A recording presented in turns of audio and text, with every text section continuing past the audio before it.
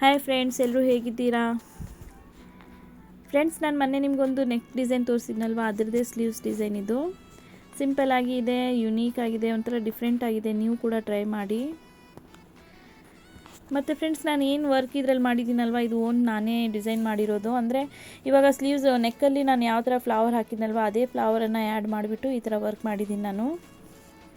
ಕಸ್ಟಮರ್ಗೆ ಈ ಶೇಪಲ್ಲಿ ಬಂದು ನೀವು ಯಾವ ಥರನಾದರೂ ವರ್ಕ್ ಹಾಕಿ ಈ ಶೇಪ್ ಬಂದುಬಿಟ್ಟು ಮಣಿ ಬರಲಿ, ಬೀಡ್ಸ್ ಬರಲಿ ಅಂದಿದ್ರು.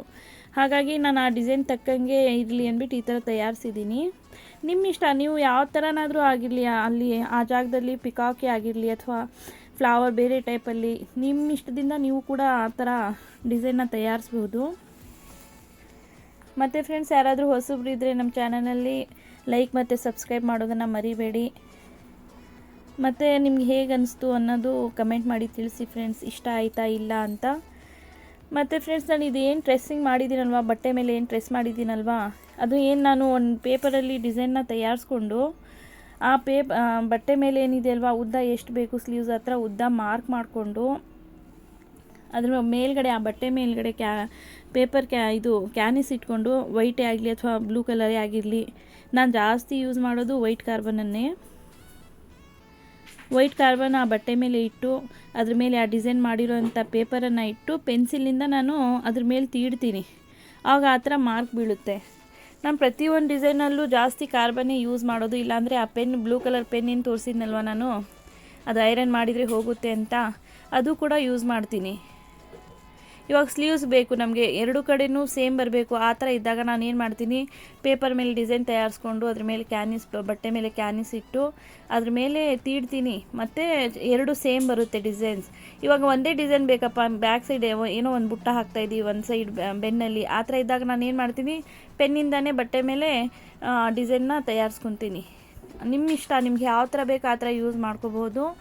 ಬಟ್ ನಾನು ಇದೇ ಥರ ನಾನು ಜಾಸ್ತಿ ಇದು ಮಾಡೋದು, ಅಂದರೆ ಕಾರ್ಬನ್ ಇಟ್ಟೆ ನಾನು ಜಾಸ್ತಿ ಯೂಸ್ ಮಾಡೋದು, ವರ್ಕನ್ನು ಮಾಡೋದು. ಏನಕ್ಕಂದರೆ ಅಷ್ಟೊಂದು ಪೇಷನ್ಸ್ ಇರಲ್ಲ, ಅದು ಹೋಲ್ ಮಾಡಿ ಅದಕ್ಕೆ ತೋರಿಸ್ತಾರಲ್ವ ಬೇರೆಯವರೆಲ್ಲ, ಆ ಥರ ಮಾಡೋಕ್ಕೆ ನನ್ನ ಹತ್ರ ಟೈಮ್ ಇರಲ್ಲ. ಹಾಗಾಗಿ ನಾನು ಇದನ್ನೇ ಈಸಿಲಿ ಮಾಡ್ತೀನಿ. ಏನಕ್ಕಂದರೆ ನನಗೆ ಇದೇ ಈಸಿ ಅನಿಸುತ್ತೆ, ಹಾಗಾಗಿ ನಾನು ಇದನ್ನೇ ಮಾಡೋದು. ಮತ್ತು ಫ್ರೆಂಡ್ಸ್, ನಾನು ಒಂದು ಡಿಸೈನ್ ಹಾಕಿದ್ದು ಮತ್ತು ಅದು ಹಾಕೋದು ಯಾವಾಗೋ, ಅಂದರೆ ಪದೇ ಪದೇ ಅದೇ ಡಿಸೈನ್ ಹಾಕಲ್ಲ, ಬೇರೆ ಬೇರೆ ಡಿಸೈನ್ ಹಾಕ್ತಾ ಹೋಗ್ತೀನಿ. ಎಲ್ಲರಿಗೂ ಅಷ್ಟೇ. ಏನಕ್ಕಂದರೆ ಒಂದೇ ಡಿಸೈನ್ ಆಗೋಗುತ್ತೆ. ಅಂದರೆ ಒಂದು ಏರಿಯಾದಲ್ಲಿ ಇದ್ದೀವಿ ಅಂದಮೇಲೆ ಎಲ್ಲರೂ ನನಗೂ ಸೇಮ್ ನಿನಗೂ ಸೇಮ್ ಈ ಥರ ಆಗುತ್ತೆ ಅಂದ್ಬಿಟ್ಟು ನಾನು ಏನು ಮಾಡ್ತೀನಿ, ಪ್ರತಿಯೊಬ್ಬರು ಯಾರೇ ಹೊಸಬ್ರು ಬರಲಿ ಅವ್ರಿಗೆ ಡಿಫ್ರೆಂಟ್ ಆಗಿರೋದೇ ಡಿಸೈನ್ ನಾನು ಕೊಡೋದು. ಮತ್ತು ನೀವು ಕೂಡ ಅಷ್ಟೇ, ಸಿಂಪಲ್ ಆಗಿರೋದು ಯಾವುದೇ ಆಗಿರಲಿ ಡಿಸೈನ್ನ ಸಿಂಪಲ್ಲಾಗಿ ಮತ್ತು ಯುನೀಕ್ ಆಗಿದ್ದರೆ ಸ್ವಲ್ಪ ಇಷ್ಟಪಡ್ತಾರೆ ಯಾರೇ ಆಗಿರಲಿ. ಇವಾಗ ನಾನು ಇದೇ ಸಿಂಪಲ್ ಕೇಳಿದ್ರು ನಾನು ಸಿಂಪಲ್ಲೇ ಮಾಡಿದೆ, ಬಟ್ ಅದು ಬೀಡ್ಸ್ ಹಾಕಿದ ಮೇಲೆ ಇನ್ನೂ ಎಷ್ಟು ಚೆನ್ನಾಗಿ ಲುಕ್ ಕೊಡ್ತಾಯಿತ್ತು. ನಾನು ಆ ಫೋಟೋ ಕೂಡ ಹಾಕ್ತೀನಿ ನಿಮ್ಗೆ ನೋಡಿ. ಮತ್ತು ಈ ಡಿಸೈನ್ದು ನಾನು ಫೋಟೋ ಹಾಕ್ತೀನಿ ನೋಡಿ ಫ್ರೆಂಡ್ಸ್, ಇಷ್ಟ ಆಯಿತಾ ಹೇಗೆ ಅಂತ. ನೀವು ಯಾವ ಥರ ಅಂದರೂ ಅದರಲ್ಲಿ ಆ್ಯಡ್ ಮಾಡಬಹುದು, ಫ್ಲವರ್ ಆಗಿರ್ಬೋದು, ಎಲೆಗಳು ಜಾಸ್ತಿ ಮಾಡಬಹುದು. ಬಟ್ ಇದು ಈ ಬ್ಲೌಸ್ನವ್ರು ತುಂಬ ಸಣ್ಣ ಇದ್ದರು, ಹಾಗಾಗಿ ಸ್ಲೀವ್ಸು ಜಾಸ್ತಿ ವರ್ಕ್ ಬೇಡ, ಅದು ಎದ್ದು ಕಾಣಿಸುತ್ತೆ, ಹಾಗೆ ಹೀಗೆ ಲೈಟಾಗಿ ಬರಲಿ, ಸ್ವಲ್ಪ ಚಿಕ್ಕದಾಗಿ ಬರಲಿ ಅಂತ ಅಂದಿದ್ರು. ಹಾಗಾಗಿ ನಾನು ಈ ಥರ ಹಾಕಿದ್ದೀನಿ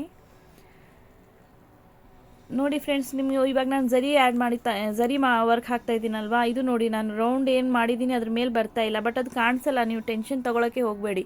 ಈಸಿಲಿ ನೀವು ಮಾರ್ಕ್ ಮಾಡ್ಕೊಂಡು ವರ್ಕ್ ಮಾಡಿ, ಅದು ದಾರ ಬಂದಮೇಲೆ ಅದು ಏನು ಮಾರ್ಕ್ ಇರುತ್ತಲ್ವ, ವೈಟ್ ಆಯಿತು ಅಥವಾ ಬ್ಲೂ ಆಯಿತು, ಅದೇನು ಕಾಣಿಸಲ್ಲ ಕಾರ್ಬನ್ ಇಟ್ಟು ಮಾರ್ಕ್ ಮಾಡಿದಾಗ. ಇಲ್ಲ ನೀವು ಪೆನ್ನೇ ಯೂಸ್ ಮಾಡಿದರೆ ಪೆನ್ ಮಾರ್ಕ್ ಕಾಣಿಸುತ್ತೆ, ಬಟ್ ನೀವು ಐರನ್ ಮಾಡಿದರೆ ಆ ಪೆನ್ ಮಾರ್ಕ್ ಹೋಗುತ್ತೆ, ಅದು ಏನು ಕಾಣಿಸಲ್ಲ ಆವಾಗ.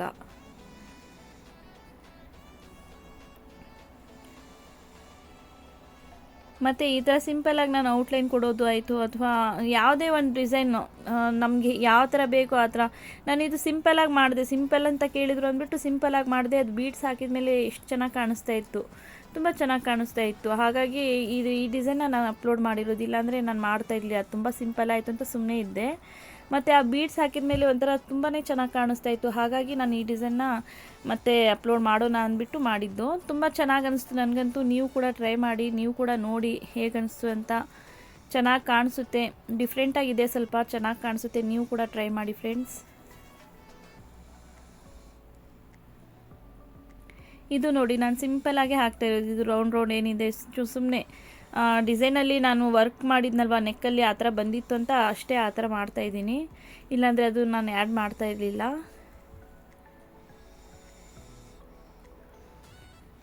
ಇನ್ನೊಂದು ಏನು ಗೊತ್ತಾ ಫ್ರೆಂಡ್ಸ್, ನಾವು ಯಾವುದೇ ಫ್ಲವರ್ ಮಾಡ್ತೀವಲ್ವ ಅದಕ್ಕೆ ಔಟ್ಲೈನ್ ಕೊಟ್ಟರೆ ಇನ್ನೂ ತುಂಬ ಚೆನ್ನಾಗಿ ಕಾಣಿಸುತ್ತೆ. ಹಾಗಾಗಿ ನಾನು ಔಟ್ಲೈನ್ ಕೊಡೋದು. ಅದೇನೋ ಒಂದು ಫ್ಲವರ್ ನೀವು ಒಂದು ಹಾಗೆ ಬಿಟ್ಟು ಒಂದು ಔಟ್ಲೈನ್ ಕೊಟ್ಟು ನೋಡಿ, ಒಂದು ಕೊಟ್ಟಿರೋದು ಎಷ್ಟು ಚೆನ್ನಾಗಿ ಕಾಣಿಸುತ್ತೆ, ಔಟ್ಲೈನ್ ಕೊಟ್ಟಿಲ್ಲ ಅದು ಹೇಗೆ ಕಾಣಿಸುತ್ತೆ ಅಂತ ನಿಮಗೆ ಗೊತ್ತಾಗುತ್ತೆ. ಇದು ನಾನು ಸೆಂಟ್ರಲ್ಲಿ ಏನಿದೆ ಅಲ್ವಾ, ಇವಾಗ 11 ಇಂಚ್ ಬೇಕು ಸ್ಲೀವ್ಸ್. ಆವಾಗ ನಾನು ಏನು ಮಾಡ್ತೀನಿ, ಸೆಂಟ್ರ್ ಮಾರ್ಕ್ ಮಾಡಿಕೊಂಡು ಸ್ಕೇಲಿಂದ ಅದ್ರ ಮೇಲೇ ಬರಬೇಕು, ಆ ಸೆಂಟ್ರಲ್ಲೇ ಬರಬೇಕು ಆ ಡಿಸೈನ್. ಆ ಥರ ನಾನು ಮಾರ್ಕ್ ಮಾಡಿಕೊಂಡೇ ಮಾಡೋದು. ನೀವು ಕೂಡ ಅಷ್ಟೇ, ಬಟ್ಟೆ ಎಷ್ಟಿದೆ ನೋಡಿಕೊಂಡು, ಎಷ್ಟರಲ್ಲಿ ಸ್ಲೀವ್ಸ್ ಆಗುತ್ತೆ ಅದು ನೋಡಿಕೊಂಡು ಸೆಂಟ್ರಲ್ಲಿ ಮಾರ್ಕ್ ಮಾಡಿಕೊಂಡೇ ನೀವು ವರ್ಕ್ ಮಾಡಿ.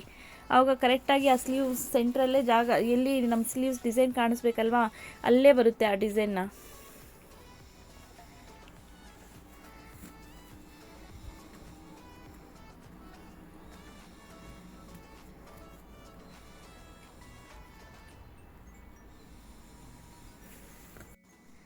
ಮತ್ತು ಫ್ರೆಂಡ್ಸ್, ನಾನು ಇನ್ನೊಂದು ಏನು ಗೊತ್ತಾ, ನಾನು ಮಷಿನ್ಗೆ ಆಯಿಲ್ ಹಾಕುವಾಗ ಕೊಬ್ಬರಿ ಎಣ್ಣೆ ಇರುತ್ತಲ್ವ, ಕೊಕೊನಟ್ ಆಯಿಲ್, ಅದು ಮಿಕ್ಸ್ ಮಾಡಿ ಆಯಿಲ್ ಹಾಕೋದು. ಏನಕ್ಕೆ ನಾನು ಮಷಿನ್ ತೊಗೊಂಡಾಗ ನಾನು ಮಷಿನ್ ತೊಗೊಂಡಲ್ವ, ಅವ್ರು ಹೇಳಿದರು ಮಷೀನಲ್ಲಿ ಕೊಕೊನಟ್ ಆಯಿಲ್ ಸೇರಿಸಿ ಹಾಕಬೇಕು ಅಂತ.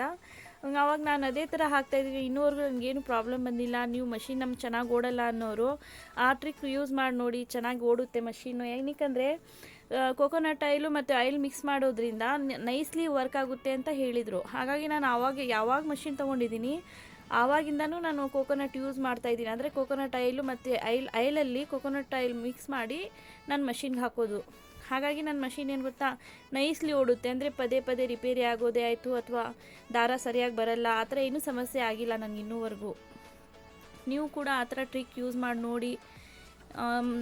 ಆ ಥರ ಏನು ಮಷಿನ್ ಕೆಟ್ಟು ಹೋಗುತ್ತೆ ಆ ಥರ ಏನು ಸಮಸ್ಯೆ ಆಗೋಲ್ಲ. ಏನಕ್ಕೆ ನಾನು ಯೂಸ್ ಮಾಡ್ತಾ ಇದ್ದೀನಲ್ವಾ, ಇಷ್ಟು ದಿನ ಆಯಿತು. ನಾನು ಪ್ರತಿದಿನ ನಾನು ಆಯಿಲ್ ಹಾಕಿದಾಗ ಅಂದರೆ ಒಂದು ಬಾಟ್ಲಲ್ಲಿ ನಾನು ಕೊಕೊನಟ್ ಆಯಿಲು ಮತ್ತು ಆಯಿಲ್ ಮಿಕ್ಸ್ ಮಾಡೇ ಇಟ್ಟಿದ್ದೀನಿ, ಅದನ್ನೇ ಯೂಸ್ ಮಾಡೋದು. ನೀವು ಕೂಡ ಅದೇ ಟ್ರಿಕ್ ಯೂಸ್ ಮಾಡಿ ನೋಡಿ, ಆಗ ನಿಮ್ಮ ಮಷಿನ್ ಚೆನ್ನಾಗಿ ಓಡುತ್ತೆ.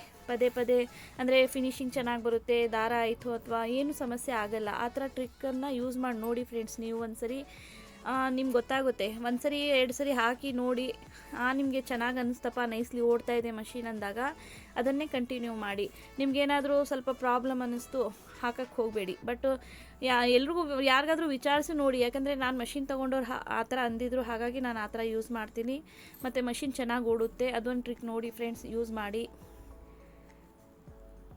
ಮತ್ತು ಈ ನೋಡಿ, ಇವಾಗ ನಾನು ಸಿಂಪಲ್ ಚಿಕ್ಕದಾಗಿದೆ ಅದು, ಆ ಥರ ದೊಡ್ಡದಾಗಿ ಕಾಣಿಸ್ತಾ ಇದೆ. ಡಾಟ್ಸ್ ಏನು ಹಾಕ್ತಾ ಇದ್ದೀನಲ್ವಾ, ಇದು ಒಂಥರ ಡಿಸೈನಲ್ಲಿ ತುಂಬ ಚೆನ್ನಾಗಿ ಕಾಣಿಸುತ್ತೆ ಅಂತ ನಾನು ಈ ಥರ ಫಿಲ್ ಮಾಡ್ತೀನಿ.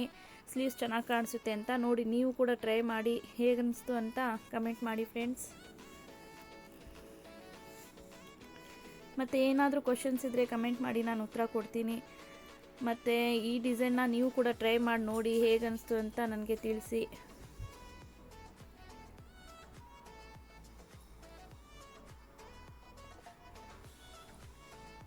ನೋಡಿ ಫ್ರೆಂಡ್ಸ್, ಈ ಥರ ಫಿನಿಶಿಂಗ್ ಬಂದಿದೆ. ಹೇಗನ್ನಿಸ್ತು ಅಂತ ತಿಳಿಸಿ. ಮತ್ತೆ ಸಿಗೋಣ, ಬಾಯ್.